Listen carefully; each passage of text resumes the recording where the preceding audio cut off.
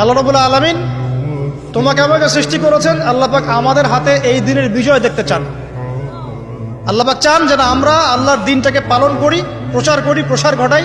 ইনশাআল্লাহ এক সময় দিন প্রতিষ্ঠা হবে ইনশাআল্লাহ। আমরা যদি খেলতামাশায় মত্ত থাকি তাহলে দিনের প্রচার কে করবে, প্রসার কে করবে? আর সব কি ওলামায়ে কেরামের দায়িত্ব? সাধারণ মানুষের কোনো দায়িত্ব নাই? সবাই এখন এই যে ডক্টর হতে চান, ইঞ্জিনিয়ার হতে চান, ভালো কথা, হন।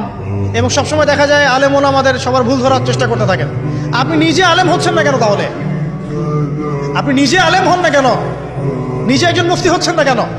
নিজে একজন মুহাদ্দিস হচ্ছেন না কেন? এতই যদি ভুল ধরতে পারেন অনলাইনে, আপনি নিজে একজন আলেম হয়ে দেখান না কেন? তারপর দুটো কথা বলেন জাতির সামনে, দেখেন মানুষ কিভাবে রিসিভ করে। কত সহজ এই কাজটা। নিজে কিছু করছেন না, সারাদিন মানুষের পিছনে লেগে আছে। দেখবেন কিছু মানুষ আছে এই মুসলিম সমাজের মধ্যেই, আমি তো লম্বা করে ফেলছি হয়তো বা, মুসলিম সমাজের মধ্যেই কিছু মানুষ ইসলামের লেবাস পোশাক পরেই আছে, কিন্তু এরা মুসলিমদেরকে ছোটখাটো বিষয়ে ব্যস্ত রেখেছে। হাত বাঁধা, রফুলিয়া দেন, জোরে আমিন, পায়ে পায়ে, কিছু কিছু সিলি বিষয়ের জন্য বলছি যে বড় বড় বিষয়গুলো বাদ দিয়ে ছোটখাটো বিষয়গুলো কিনে উম্মাকে ইখতিলাফে ব্যস্ত রেখে দিয়েছে।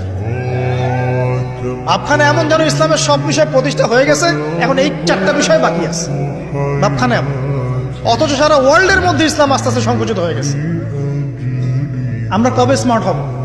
প্রিয় ভাইরা, মনে রাখবেন আমরা সবাই মিলেই মুসলিম জাতি। পলিটিক্যাল লিডার্স আছেন, প্রশাসনের লোক আছেন, আমাদের যুবক যুবতী, তরুণ তরুণী, সবাই মিলেই আমরা এই উম্মা জাতি। আমরা কেউ কারো শত্রু নই, কেউ কারো দুশ্মন নই।